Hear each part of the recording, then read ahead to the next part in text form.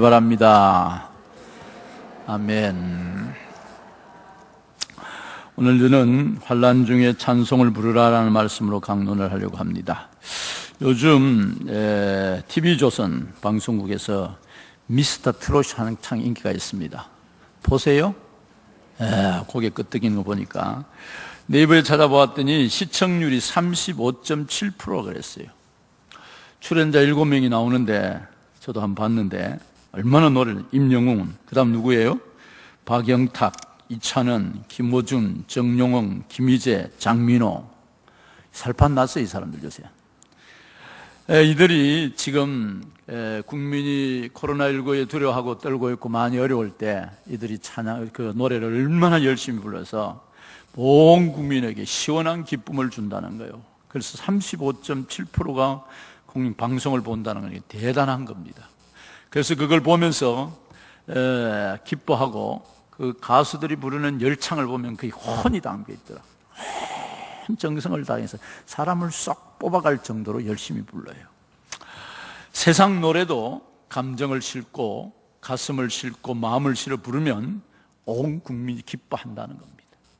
그래서 노래는 희노애락, 슬픈 노래를 부를 때도 그래도 좋고 기쁜 노래를 부를 때도 좋다는 것입니다. 왜 이렇게 노래를 부르면 좋을까라고 생각했는데 하나님이 우리를 창조하실 때 그렇게 창조해 주셨다는 것입니다. 하나님은 우리를 뭐라고 창조하셨느냐면 이사야 43장 21절에 보면 하나님께서 우리를 지으신 목적이 나와 있는데요, 하나님께서 찬송을 받으시기 위하여 우리를 지으셨다, 그렇게 말씀하고 있어요. 우리를 로봇처럼 만들지 아니하고 우리에게 자유의지를 주셔서 하나님을 찬양할 수 있도록 찬양하는 마음을 주셨다는 거예요. 여러분, 이번 한 주간 찬양하는 은혜가 있기를 바랍니다. 불평이 오면 찬양하시기를 바랍니다. 하나님께서 찬송을 얼마나 좋아하시나 하면 시편 22편 3절에 보면 뭐라고 말씀하세요? 이스라엘 찬송 중에 거하시는 주여 주는 거룩하시나이다 라고 말하고 있어요. 찬송을 하나님이 찬송 받으시기에 너무 좋아하니까 찬송하는 그곳에 주님이 와 계신다는 거예요. 여러분이 찬양할 때 그곳에 주님의 임재가 있는 줄 믿으시길 바랍니다. 사무엘상 16장 23절에 보면 사울왕이 악신이 들려 괴로워하고 있을 때 다윗이 비파를 치면서 찬양할 때 악신이 떠나갔어요. 악신이. 그래서 찬송가 351장에도 보면은 믿는 사람들은 주의 군산이 하는 찬송인데 2절에 보면 이런 찬송이에요. 원수 마귀 모두 쫓겨가기는 예수 이름 듣고 겁이 남으라. 우리 찬송 듣고 지옥 떨리니 형제들아 주를 찬송합시다. 할렐루야.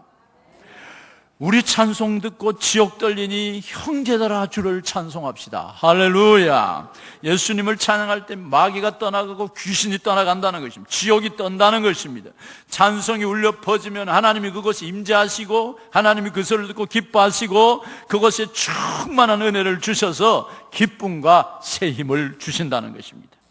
그래서 우리는 찬송이 얼마나 좋은지 모릅니다. 오늘 바울이 고린도 교회에 편지를 하면서 고린도 도시는 상업으로 번창하고 부유한 도시예요.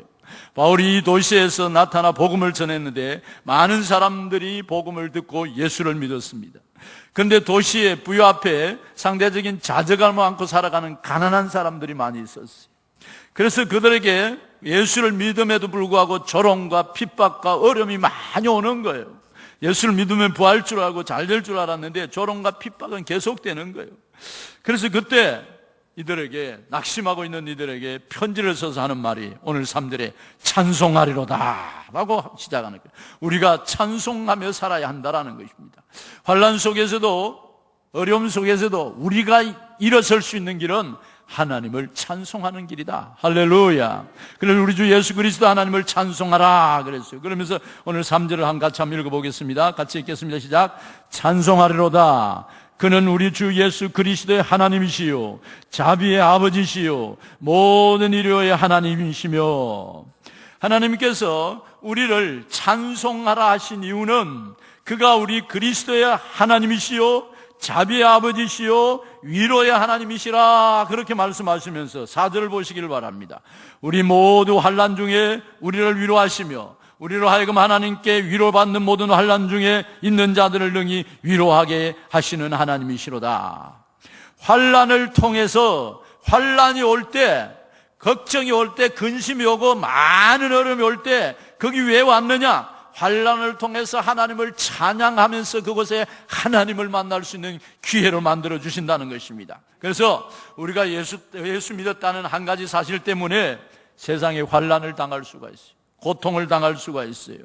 그러나 우리가 예수 믿었다고 환난이 면접을 당하는, 예수 믿는 사람은 환난도 없다, 고통도 없다, 병도 없다. 어떤 사람이 아프면 장로님이 왜 아프냐, 목사가 왜 아프냐. 아파요. 고난도 있어요. 예수 믿는 것은 특별하지만은 세상에 오는 환난과 고통은 다 받을 수 있는 거예요. 오늘 본문 말씀 자세히 보면은 세상의 어려움을 두 단어로 묘사하는데요. 하나는 환난이라는 단어를 써요. 우리 중에 모든 환난 중에서 우리를 위로하사 하는 환난이라는 단어를 썼어요. 또 하나는 고난이라는 단어를 썼어요. 6절 말씀 맞으면 이와 같은 고난을 너희도 견디게 하셨느니라. 이 환난이라는 단어와 고난이라는 단어는 어떤 걸까? 환난은 욥이 당한처럼 예측하지 못할 일을 갑작스레 터지는 것을 환난이라는 거예요. 갑작스레 가다가 사고가 났다든지, 갑작스레 어떤 어려움이, 큰 어려움이 왔다든지, 이 코로나19 이거는 우리가 상상도 못한 게 왔기 때문에 이게 환난이에요, 환난.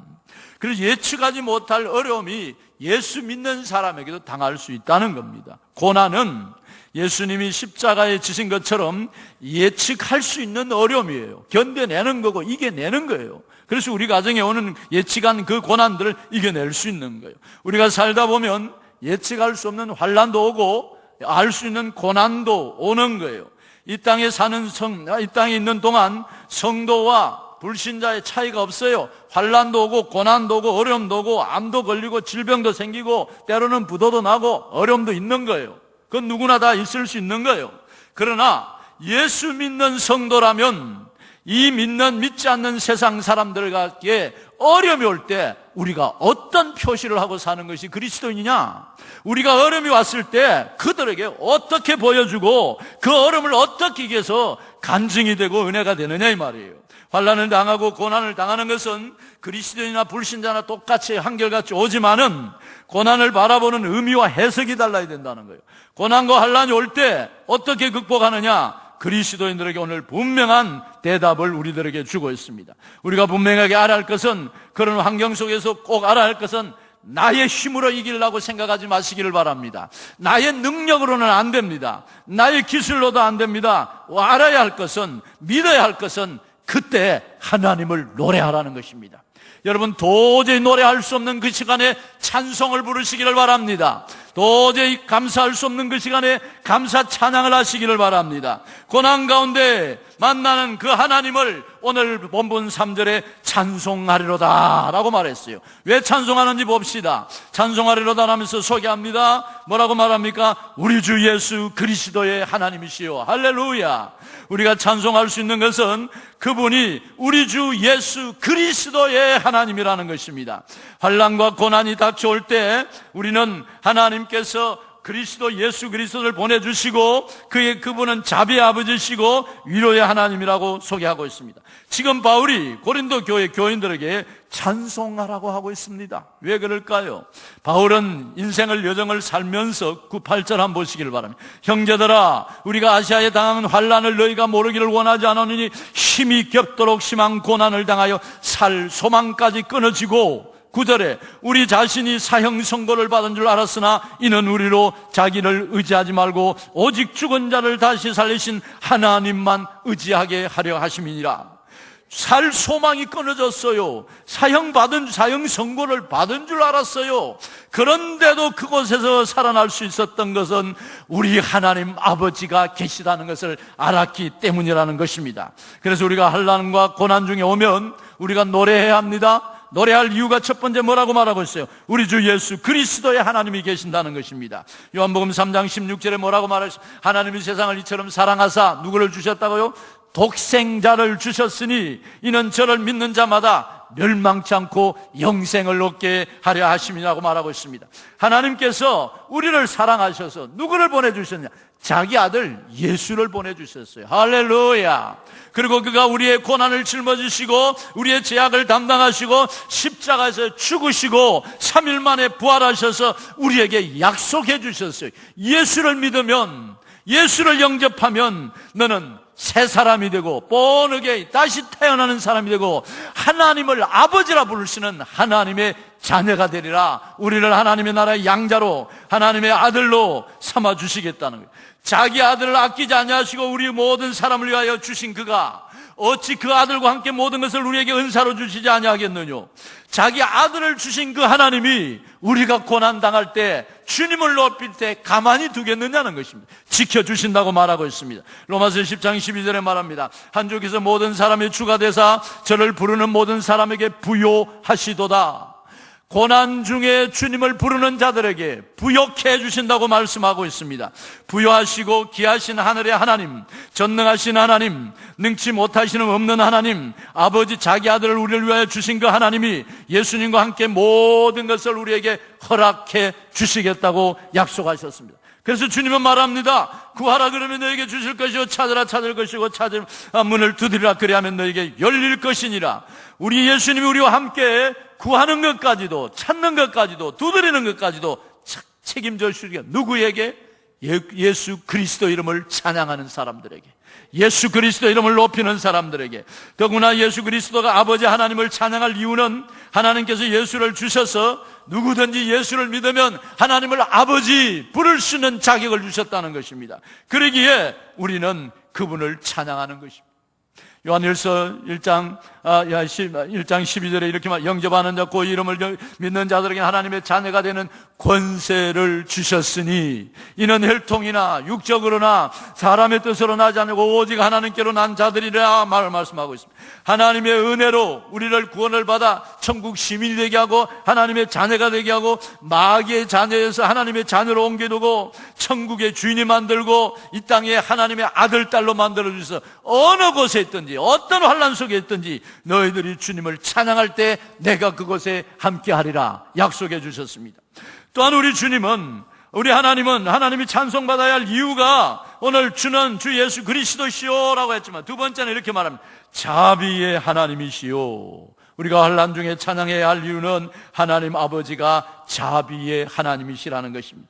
예수는 본래 하나님의 아들이셨습니다. 그러나 우리는 예수를 믿음으로 하나님의 자녀가 된 것입니다. 하나님께서 우리에게 아들의 영을 주셔서 하나님을 아버지라고 부를 수 있도록 해주셨습니다. 갈라디아 4장 6절은 말합니다. 너희가 아들인 고로 하나님이 그 아들의 영을 우리 마음 가운데 보내사 아버지라 부르게 하셨느니라.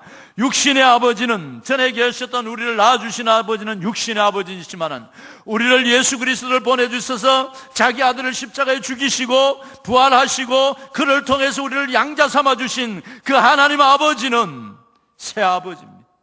새로운 아버지입니다. 그 아버지는 전능하신 하나님이시고 영원하신 하나님, 자비가 많으신, 사랑이 많으신 하나님입니다. 만약에 우리 아버지가 무서웠으면 어떻겠습니까? 엄한 아버지들이 많이 있지 않습니까? 루터가 종교개혁을 하면서, 종교개혁을 어릴 때부터 아버지가 너무 그냥 혼나게 길러가지고 너무 아버지가 무서워. 그래서 받을 소리를 안 한다는 거예요. 그래서 하나님을 아버지 하나님이라는, 아버지 하나님 어머니 이렇게 불렀다는 거예요. 아버지라서 하는 소리가 하기 싫어가지고.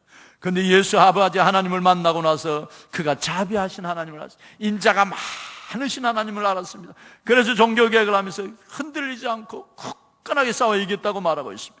시편 136편 1절에서 26절까지 하나님을 노래하는 시입니다. 이렇게 말합니다. 하나님의 자비하심, 인자하심에 대해서 감사하는 말씀이 나는데 여호와께 감사하라. 그는 선하시며 그 인자하심이 영원하다.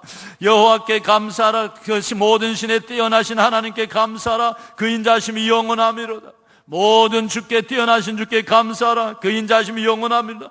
홀로 큰 기사를 행하신 에게 감사하라. 그 인자하심이 영원하다. 지혜로 하늘을 지신 에게 감사하라. 그 인자하심이 영원하다. 땅을 물 위에 펴신 에게 감사하라. 그 인자하심이 영원하다.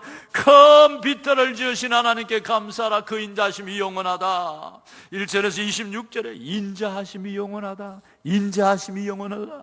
우리의 아버지 하나님은 어때요? 영원히 인자하신 그 마음으로 오늘 또 우리를 품어주시는 줄 믿습니다. 하나님은 인자하시고 영원하십니다. 하나님께 영원히 인자하십니다. 자비하십니다. 이 말은 무슨 뜻입니까? 우리를 죄에서 용서해 주실 뿐만 아니라 우리를 하나님의 자녀로 만들어 주셨다는 것입니다. 용서해 주시고 끊임없이 사랑해 주신다는 것입니다. 우리가 그러면 우리 자신을 한번 돌이켜봐요. 우리가 하나님의 용서해 주신 것만큼 그렇게 대단한 사람입니까? 우리 여러분 거룩합니까? 여러분 정결합니까? 여러분 깨끗합니까? 목사님 저도 살아봅니까? 정결하지 못할 때가 많고 깨끗하지 못할 때가 많고 하나님 앞에 구중 들을 때가 많아요. 하나님께 물어봤어요. 하나님이 힘듭니까? 내가 힘듭니까? 그러니까 하나님이 야 이놈아 내가 더 힘들다. 왜? 네가 말을 잘 들어야 말이지. 오직 말을 안 듣냐? 이렇게 하라 이러면 청개구리처럼 이렇게 하고 있고 이것이 하나님의 뜻이다 했는데 그거 안 하고 이거 하고 있고 얼마나 우리가 말 안 들어요. 하나님을 아버지고 인자하시고 나를 위하여 독생자 예수 그리스도를 다 보내주시고 무엇이든지 찬송하는 그에게 내가 임하겠다고 풍성한 은혜를 주셨는데도 우리는 충성스럽지 못합니다. 우리는 헌신하지도 잘 않습니다. 하나님 아버지 앞에 말씀이 그렇다면 그런 줄 알고 아니라면 아닌 줄 알아야 되는데 내 고집대로 살려고 합니다. 내 방법대로 살려고 합니다. 죽어도 자기 고집 부립니다. 그래 고집 부르다가 또 실패하기도 하고 우리의 실수와 그릇됨과 우리의 주님을 사랑하지 못한 게 얼마나 많습니까? 그것 다 잘못할 때 떼치 하고 매를 쳤다면 우리는 벌써 수십 번 죽었어요. 수십 번 맞았어요. 그런데 하나님은 하나도 그가 영화 생각하지 않고 10분 150분 1절에 여호와 영광이 우리에게 돌리지 마옵소서. 오해 주의 인자심과 진실하시며 주의 이름에 돌리소서. 주님께서 우리의 허물과 우리의 부족함과 우리의 잘못을 보지 않고 인자로 지금도 품어주신 아버지십니다. 할렐루야. 그분이 우리 아버지십니다. 우리가 예수를 믿어 하나님의 사람이 되었지만은 성령을 받았고 은사도 받았지만은 하나님 앞에 서기만 하면 우리가 주 뜻대로 살지 못해 고백할 때가 한두 번입니까? 하나님 오늘 또 용서해 주세요. 오늘 또 봐주세요. 오늘 또 써주세요. 그게 우리 기도지 않습니까? 그럴 때마다 하나님은 우리의 허물과 연약함을 마다하지 아니하시고 안아주시고 품어주시기에 우리는 그분을 찬양해야 합니다. 우리는 그분을 높여야 합니다. 거룩하지 못해도 하나님을 급히시게 못해도 하나님은 늘 우리에게 하는 나는 너를 사랑한다. 너는 내 아들이라 내 딸이라 내가 너를 존귀하게 여기노라. 버리지 않고 붙들어 주시는 축복은 하나님의 인자하심입니다. 하나님의 자비하심입니다. 여러분 바꿔놓고 생각해 보시기를 바랍니다.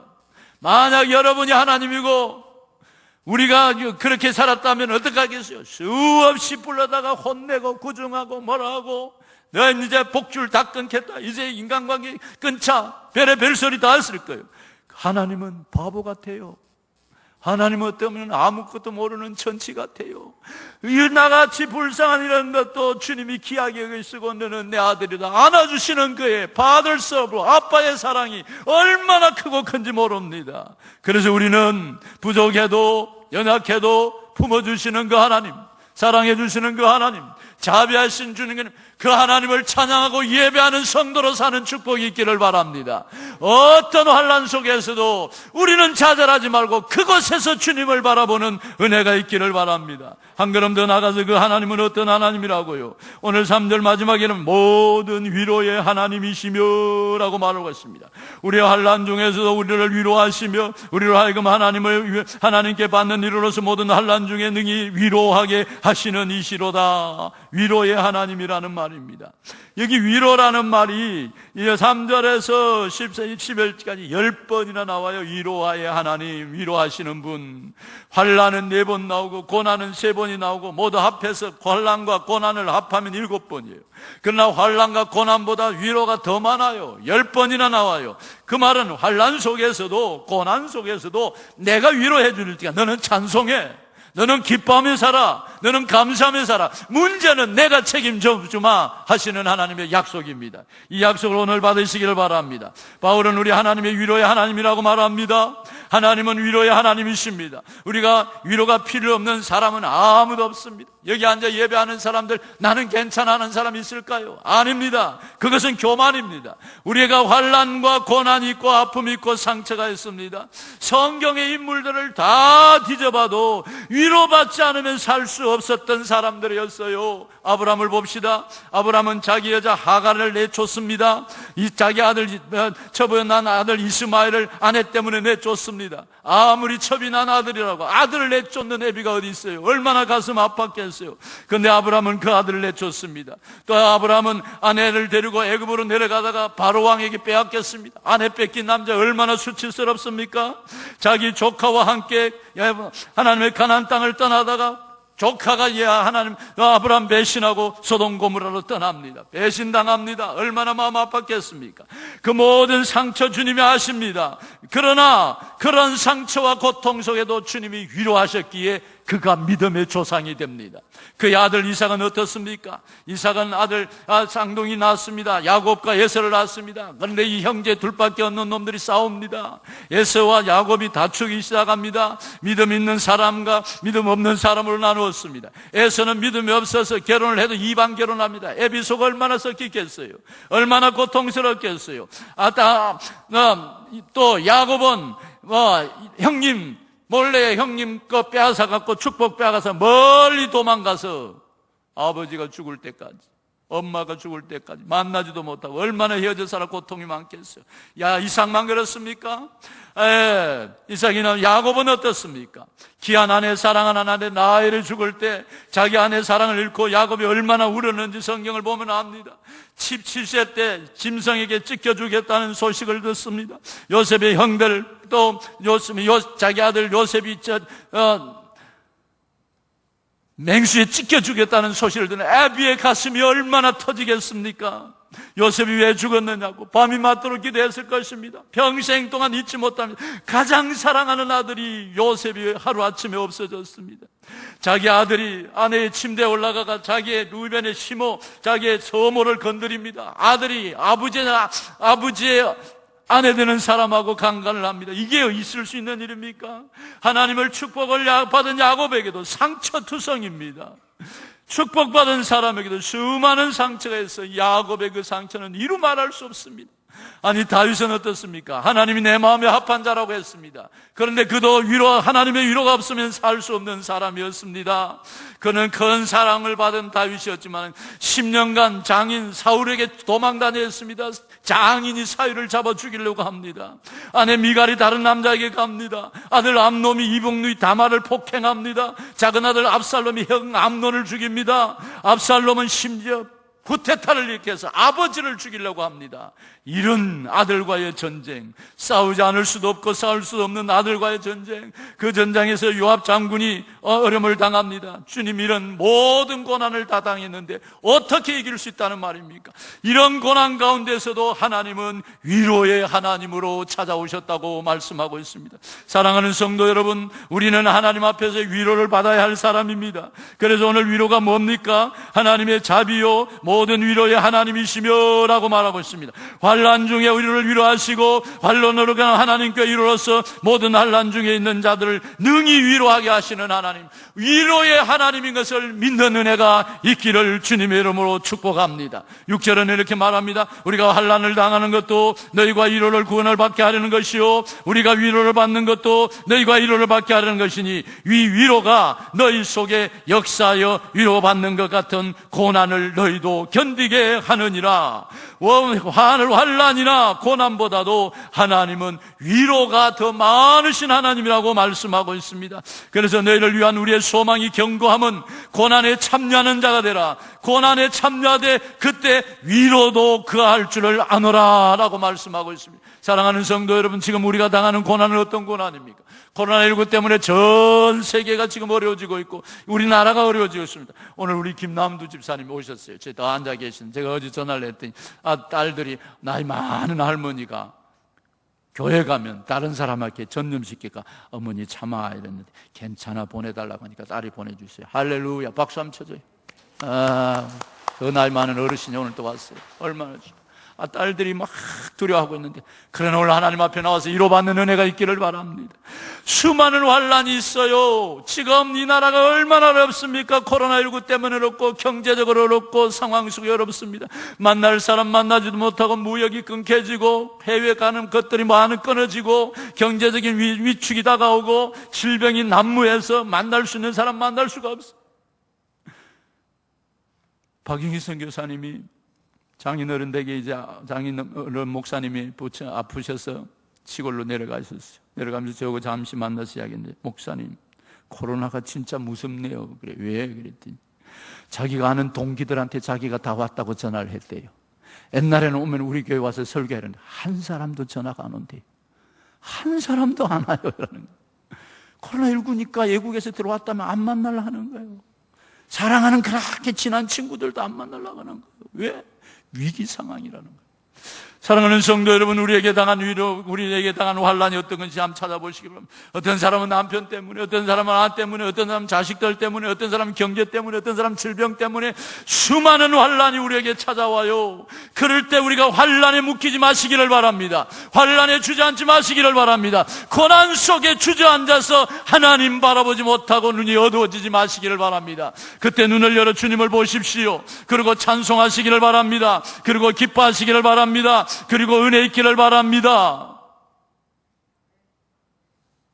종교 전쟁이 1900년 때 있을 1700년 때 30년 동안 기독교와 구교의 전쟁이 있었어요. 그래서 얼마나 많은 어려움이 있었는데, 근데 그 전쟁사를 쭉 살펴봤더니 놀라운 사실 하나 발견했어요. 가장 아름다운 찬송, 가장 깊은 찬송, 우리 찬송에 수록되어 있는 수많은 찬송들이 고난 속에 나온 거라는 거예요. 고난 속에, 고난 가운데 주님을 바라보고 불렀던 그 찬양들이 하나님의 영광이 되는 거예요. 하나님의 은혜가 되는 거예요. 하나님의 역사가 되는 거예요. 하나님의 놀라운 영적 역사가 일어났다라고 말씀하고 있어요. 사랑하는 성도 여러분, 우리가 세상을 살아갈 때 하나님의 역사가 우리 속에 임재하시고 능력이 임재하시고 존귀한 은혜가 역사가 흘러가시기를 바랍니다. 지금 노트북이 지금 갑작스레 고장이 나고 멍통이 되어버렸어요. 한 골프 선수가 세계대회에 나가서 수많은 상을 받았어요. 그래서 PGA 상이나 또 세계 역사상이나 이런 걸 수많이 받았어요. 그래서 기자가 물었어요. 도대체 너는 어떻게 해서 그런 상을 많이 받았느냐? 딱 한마디. 근데 이 사람은 어떤 어려움 속에서도 그 어려움을 타지 않는 거예요. 막 공이 늪에 빠지든지 어디에 빠져가지고 환란을 다 칠 수 없는 그런 환경 속에 늘 싱글벙글한 거예요. 이 기자가 하도 이상하니까 물었잖아요. 어떻게 해서 그렇게 했느냐 물었더니 그가 이렇게 대답을 했어요. 다 간단합니다. 우리 아버지가 나에게 한 말 한마디를 내가 기억하고 있습니다. 환란이 올 때, 어려울 때 휘바람을 불어라 했다는 거예요. 휘바람으로 노래를 불러라 했다는 거예요. 그래서 자기는 어려우면 그냥 골프를 치다가도 공이 잘못 날아가서 어려우면 거기서 휘바람을 불면 싹 없어지고 정상으로 탁 칠 수 있는 힘이 생긴다는 거예요. 여러분, 휘바람도 환란 속에 부르면 능력이 있다는 거예요. 여러분, 환란 속에 찬양을 하시기를 바랍니다. 찬양의 능력이 있습니다. 경건의 능력이 있습니다. 하나님의 역사의 능력이 있습니다. 놀라운 하나님의 은혜가 있다라고 말씀하고 있습니다. 한 걸음 더 나가서 우리가 보시기를 바랍니다. 오늘 본문에 18번이나 더 많이 나오는 단어가 있습니다. 고난보다도 위로보다도 또 환난보다도 더 많이 나오는 단어가 하나 있는데 우리라는 단어입니다. 성경의 오늘 본문에 보면은 찬송하리로다 우리 주 예수 그리스도 하나님, 우리의 모든 환난 중에 우리를 위로하시는, 우리로 하여금 우리를 환난으로서 환난 중에 위로하시는 하나님, 우리에게 넘친 것 같이 우리에게 받는 위로도 우리가 환난을 당하나 우리가 위로를 받는 것이나 계속 우리라는 단어가 계속 18번이나 나오고 있습니다. 무슨 말을 하고 있습니까? 환난을 당할 때 우리는 혼자 살 수 없다는 겁니다. 서로가 서로를 위로해주는 축복이 있기를 바랍니다. 공동체 가운데 모든 성도가 우리로 하나 되는 은혜가 있기를 바랍니다. 그래서 우리 교회는 뭡니까? 가정교회라서 우리는 가족 이상의 교회, 하나 된 공동체입니다. 예수의 보혈로 예수님을 머리로 삼고 우리가 그의 각각 지체로서, 어떤 사람은 팔의 역할, 발의 역할, 손의 역할, 각 지체로서 우리 모두가 하나 돼서 서로가 서로를 섬기며 살아가는 거예요. 우리가 섬겨주지 아니하면 다른 형제가 일어나기 힘든 것입니다. 찬송을 불러주고 위로를 해주고 사랑을 해주고. 여러분들은 잘 모르지만 우리 목자 카톡방이 있습니다. 목녀들만 볼 수 있는 카톡방이 있어요. 오늘도 박정택 집사님이 목요일까지 목장에 와서 찬양하고 또 거기서 밥 먹고 그러고 갔는데, 갑작스레 이 암이 다시 발동을 해가지고 피를 토해가지고 지금 부산 양상대 응급실에 입원해가 있어요. 다 사람들이 그분과 같은 암이 걸려서 다 돌아가셨대요. 그래, 늘 의사가 가면 당신은 하나님이 살려주셨습니다. 지금까지 잘 살아온 거예요. 그래서 카톡방에 올리면 모든 목자 목녀들이 기도하겠습니다. 같이 기도해요. 왜? 우리 아픔이니까. 여러분은 박정택 집사님을 위해서 기도해 주시기 바랍니다. 우리가 남들이 괴로울 때 우리가 함께 해주는 거예요. 아파할 때 같이 아파하는 거예요. 기뻐할 때 같이 기뻐하는 거예요. 그래서 우리가 고난당한 이유는 그 고난당해본 사람이 또 가서 고난당한 사람을 위로할 때 더 큰 위로가 있는 것입니다. 환난 속에 이겼던 자들이 환난당한 사람을 찾아가서 환난을 도와주시면 그 환난이 더 크게 이길 수 있는 것입니다. 그러기 위해서 주님께서 우리들에게 말씀하신, 바울이 우리에게 말씀하시는 거 보니까 우리가 함께 이 일에 돕는 자가 되라고 말씀하고 있습니다. 우리 자신이 사형선고를 받은 줄 알았지만은 하나님을 의지할 때 하나님의 살아계시고 우리의 강구하심을 도우라, 그렇게 말씀하셨다고 말씀하고 있습니다. 그래서 우리 목장에서는 하나 되는 은혜가 있기를 바랍니다. 서울상 공동체는 하나 되는 은혜가 있기를 바랍니다. 거룩으로 하나 되고 성령으로 하나 되고 우리 모두가 하나 되어서 하나님의 자비하심과 하나님의 위로하심과 하나님의 살아계심으로 하나 되는 성령의 역사가 임하시기를 주님의 이름으로 축원합니다. 한 꼬마 30명이 놀고 있는데 어머니가 어디 가면서 풍선을 하나씩 사줬어요. 이거 갖고 놀아. 그러고 사줬어요. 사줬더니 신나게 떨고 다니면서 막 랄랄라 룰루 노는 거예요. 그러다가 한 놈이 잘못해 풍선이 펑 터져버렸어요. 그러니까 다른 애들은 다 자꾸 갖고 노는 자기 풍선이 터져서 얼마나 우울해요. 그래요. 울상이 돼갖고 눈물이 글썽글썽하고 그냥 자존심도 상하고 속도 상해서 다 있는데 옆에 아가 이렇게 보더만 지 풍선을 툭 터뜨리더래요. 야, 너 아무것도 모르고 놀다 이놈이 터진 거예요. 그러니까 지금 전화만 왜 터냐. 옆에 있던 나한테 풍선 터뜨리는 시간인 것보다 자기를 팡 터뜨린 거예요. 마지막에 한 놈이 딱 남아있는데 이거 안 터졌다 난 병신 되겠다 싶어 탁 터뜨린 거예요. 그러니까 마지막에 첫 번째 터뜨려서 우울하던 아들이 팍 깔깔대고 웃으면서 함께 잘 살았대요. 우리가 하나 되면 어떤 어려움도 견뎌낼 수 있습니다. 성령으로 주님이 주신 그 은혜와 우리의 존재감을 가지고 하나 되기 시작하면 하나님의 나라가 임재하게 되는 것입니다. 그래서 오늘 11절은 말합니다. 너희도 우리를 위하여 간구함으로 도우라라고 말하고 있습니다. 이는 우리가 많은 사람의 기도를 얻은 은사로 말미암아 많은 사람이 우리를 위하여 감사하게 하려 하는 것이니라. 그래서 예수는 혼자 믿으면 절대 안 됩니다.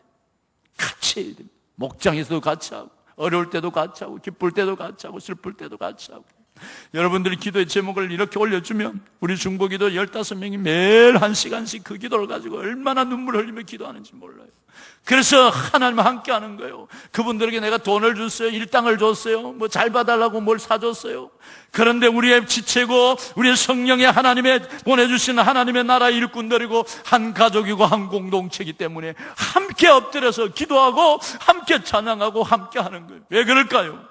우리 하나님이 찬송하며 살아가고 하나님의 존재감을 가지고 살아가라고 명령했었기 때문입니다. 사랑하는 성도 여러분, 우리가 해야 할 사명은 어렵다고 좌절하지 마시고 그 자리에 찬송하시길 바랍니다.